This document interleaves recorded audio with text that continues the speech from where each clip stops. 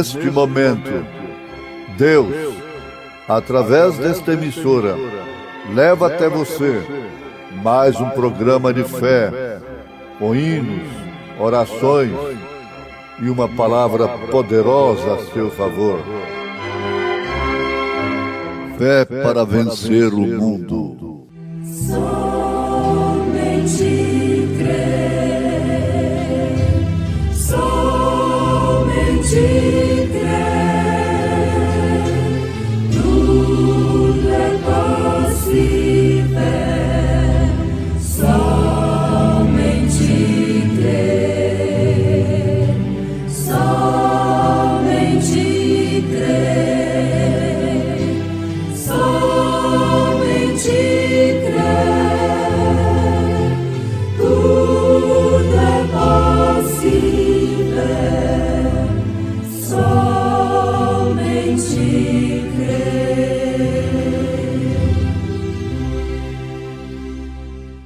Então Elias, o tisbita, dos moradores de Gileade, disse a Acabe: Vive o Senhor, Deus de Israel, perante cuja face estou, que nestes anos nem orvalho nem chuva haverá, senão segundo a minha palavra.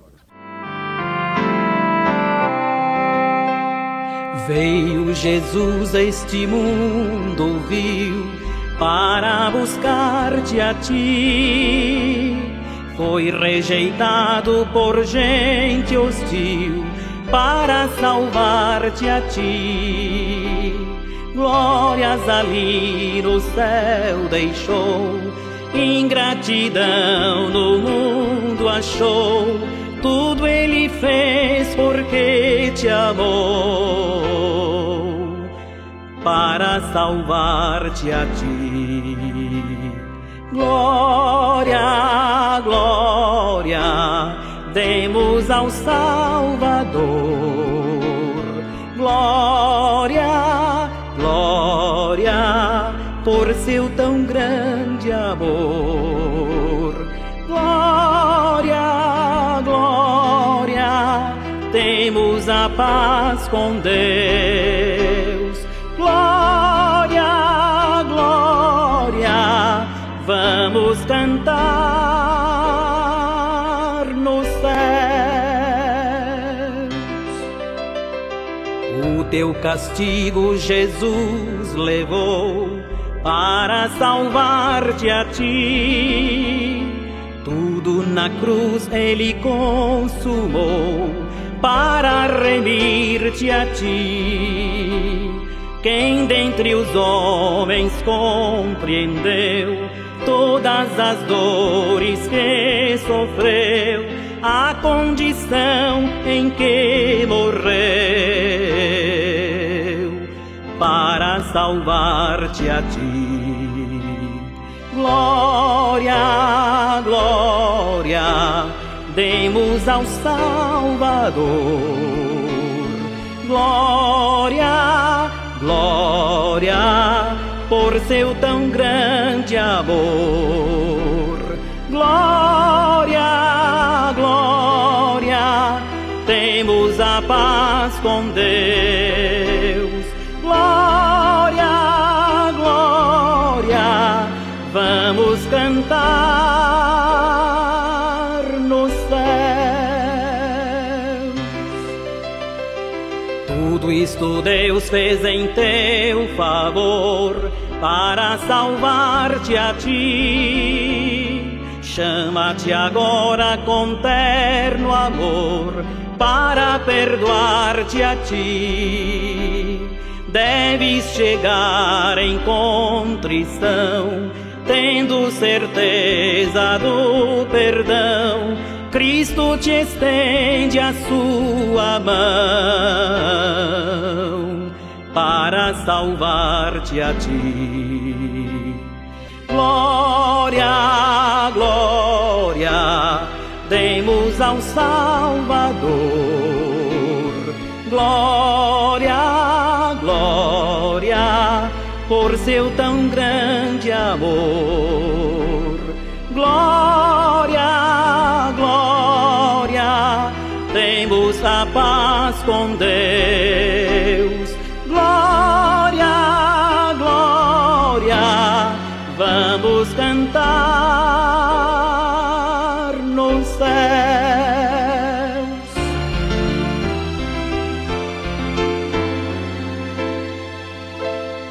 Vamos cantar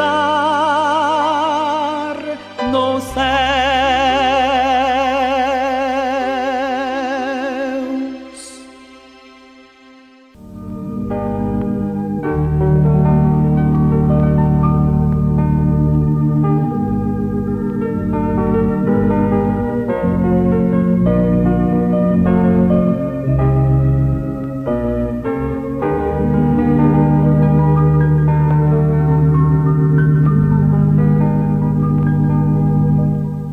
No primeiro livro de Reis, capítulo 17, nós encontramos o profeta Elias indo à casa do rei Acabe para predizer contra ele, contra o rei, refutando assim o grande erro que ele houvera cometido. O único que poderia fazer tal refutação era um profeta de Deus. Os demais estavam ali somente para concordarem com o rei, porquanto eles eram falsos profetas. Mas Elias prediz contra Acabe e logo é sustentado pelos corvos. Se vocês querem conhecer detalhadamente o fato, leiam na Bíblia Sagrada, 1 Reis, capítulo 17. Logo depois, ele é enviado à viúva de Zarefate. E ali, então, ele pede o único bocado que ela tinha, de farinha com azeite, e dar-se-á então o grande milagre do assim diz o Senhor. A farinha da panela não se acabou, e o azeite da botija não faltou nunca mais, até que veio chuva sobre a terra. Então quer dizer que estava seco? Não havia chuva? Sim, por 3 anos e meio. Não houve chuva sobre a terra, segundo a palavra do profeta de Deus. Mas que homem malvado chamar uma seca sobre a terra, e ainda podemos chamá-lo de homem de Deus? Sim. O profeta de Deus não vem para acoitar o pecado.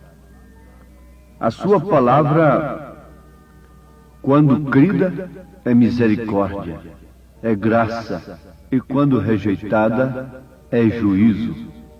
O juízo está sobre toda a terra. Todos os homens que rejeitam a palavra do profeta de Deus. Não adiantava fazer procissões, carregar botijinhas d'água, molharem pés de cruzes, não adiantava nenhuma feitiçaria, nenhuma simpatia, nem coisa alguma. A seca, o juízo fora chamado pela palavra de Deus na boca do seu profeta. E aquilo naturalmente era um juízo, não resta dúvida. Naquela manhã, naturalmente, era uma manhã muito terrível. Estava tão quente e poeirenta, e as pessoas estavam na rua passando fome, e a terra estava tão quente como que para ser queimada.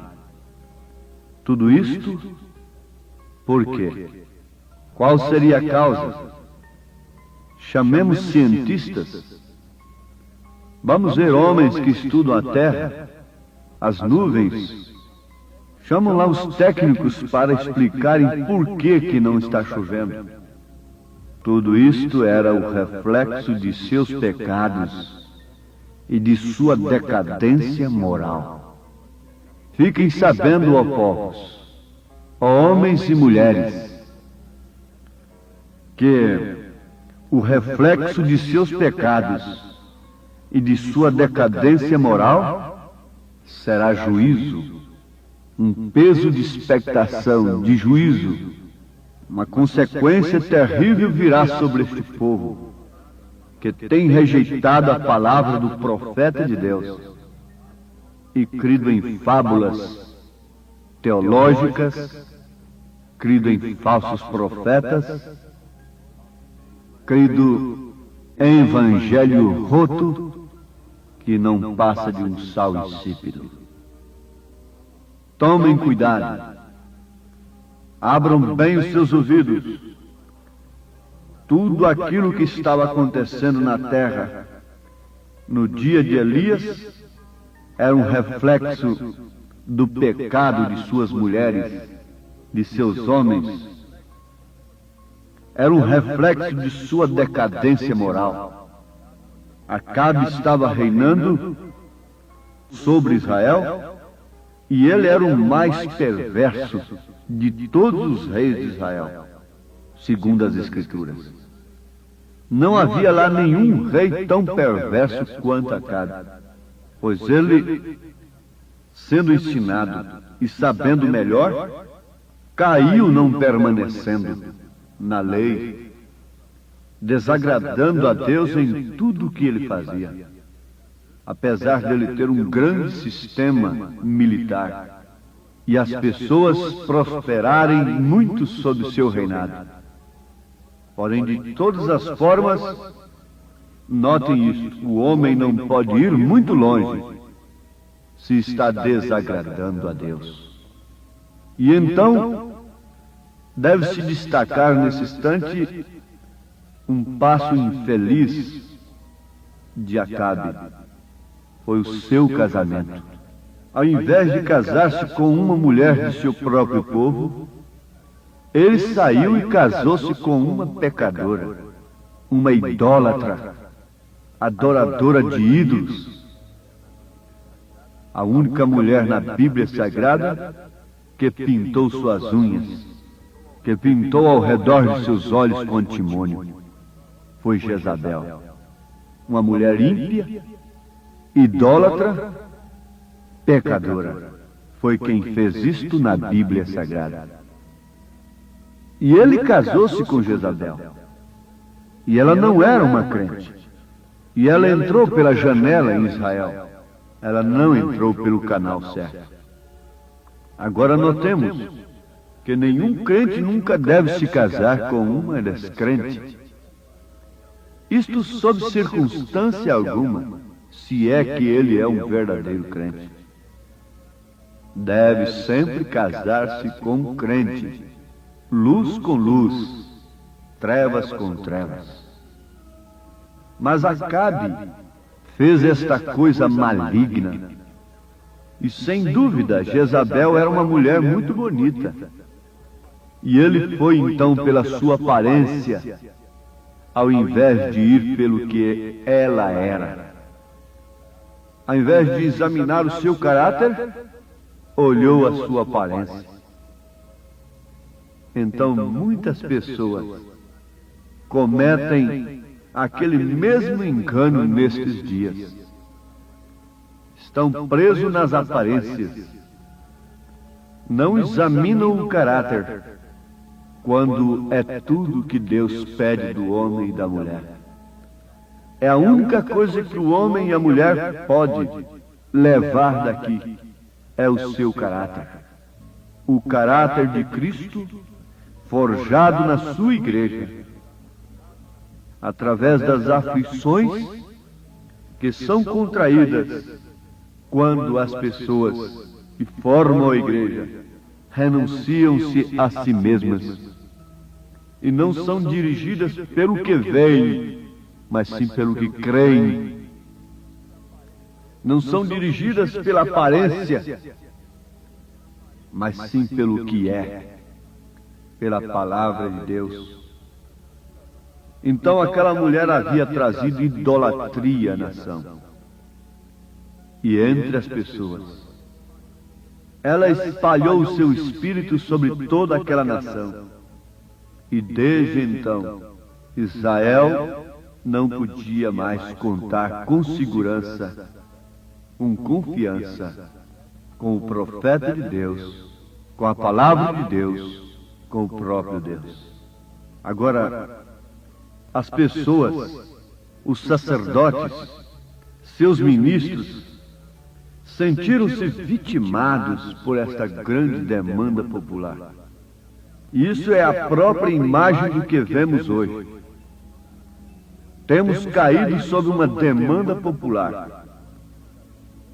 Não há dúvidas que os sacerdotes pensaram que estaria certo, contanto que seu governo, o governo de Acabe, aprovasse aquilo.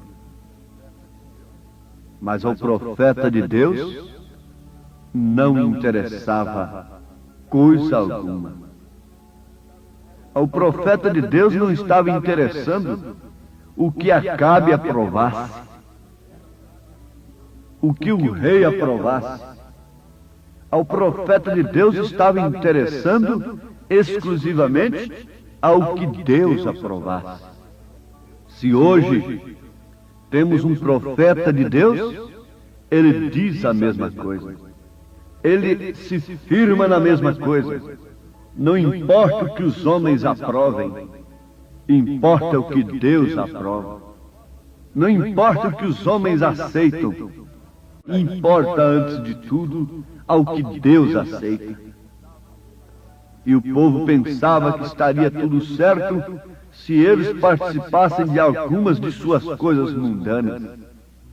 E lá então estava misturada a religião com a política. Vejam só, não lhes faltou ministros, não lhes faltou sacerdotes que, uma vez pervertidos e enganados, estariam ali dizendo somente boas coisas para Acabe e Jezabel. Logicamente, ambos não poderiam mesmo simpatizar-se com Elias, porque Elias falava justamente ao contrário dos demais. Eles estavam rodeando Acabe e Jezabel como verdadeiros palhaços, como verdadeiros fantoches, falando por si mesmos, dizendo que era o Senhor que houvera dito. Mas Deus não estava em nenhum deles, exceto em Elias. Se você pudesse hoje, meu ouvinte, descobrir em tempo com quem está Deus, onde está Deus.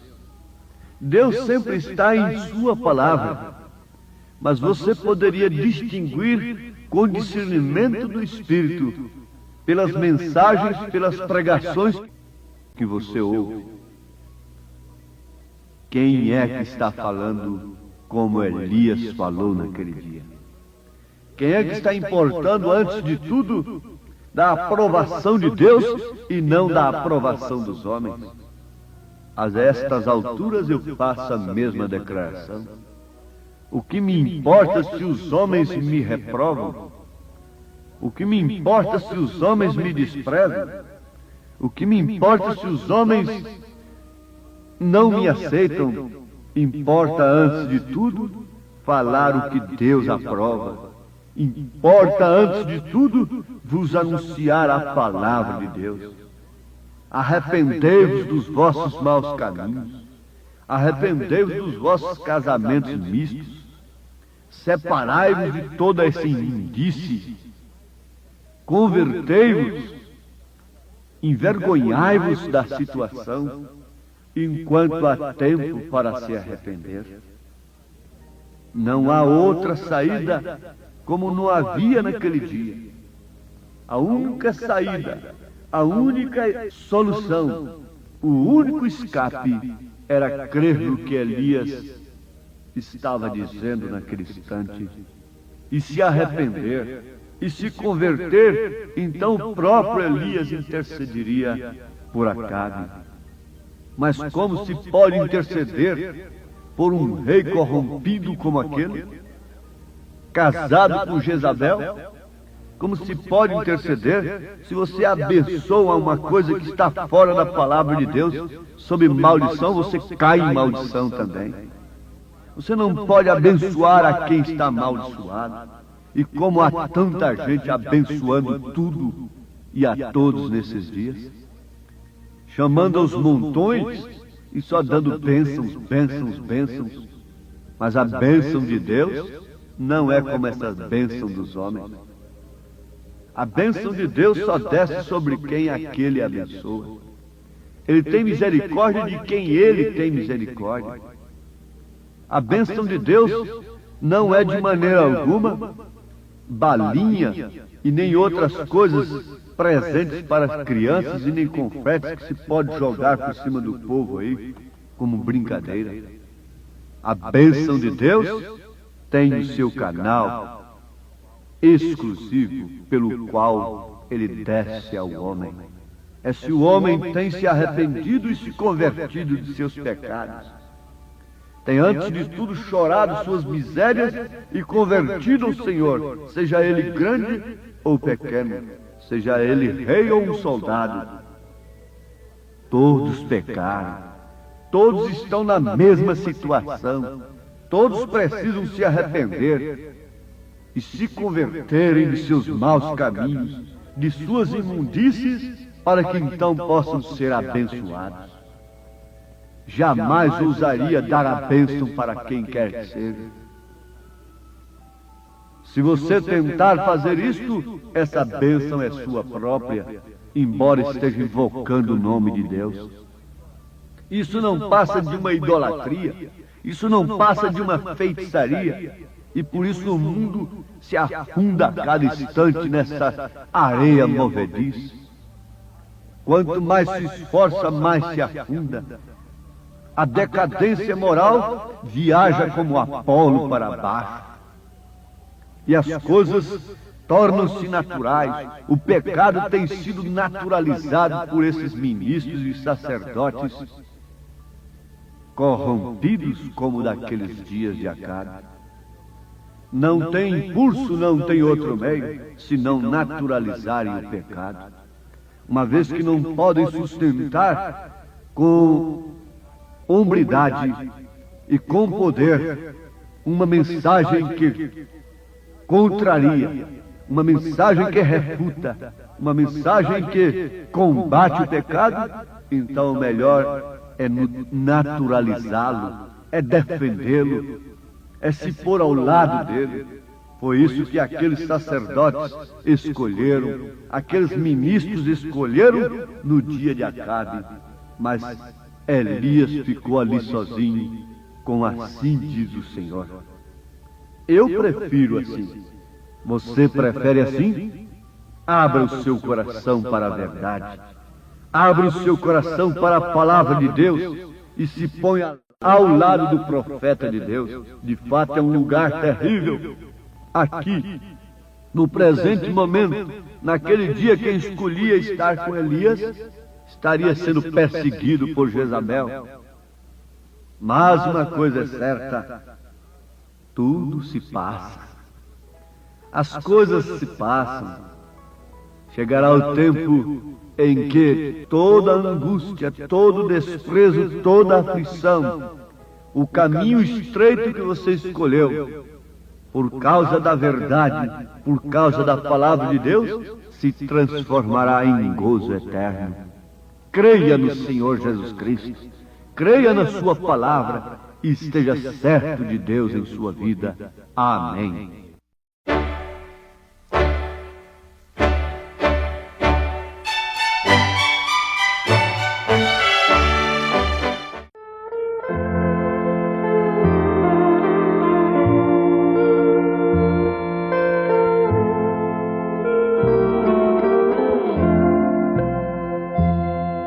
Meu caminho ponho em suas mãos, nelas deixo estar minha oração.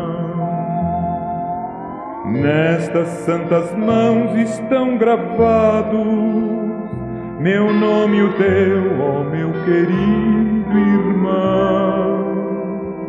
Meu nome está nas mãos de meu Jesus. Foi ali na cruz que o escreveu.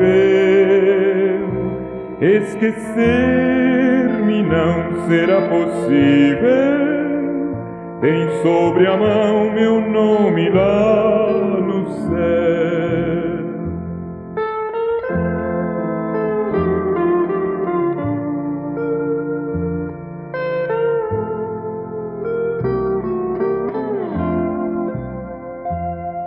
Sei que em sua mão leva o sinal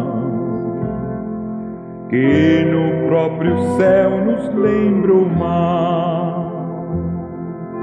Para sempre está meu pobre nome, gravado sim na mão de meu Jesus. Meu nome está nas mãos de meu Jesus. Foi ali na cruz que o escreveu.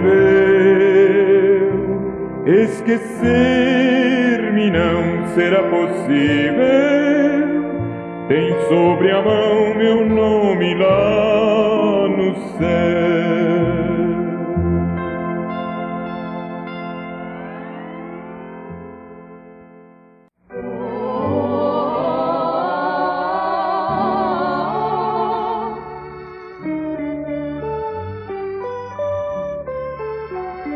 O amor divino é como a flor, difundindo sempre doce olor, pois enchendo os dias com louvor, faz da vida um doce lar.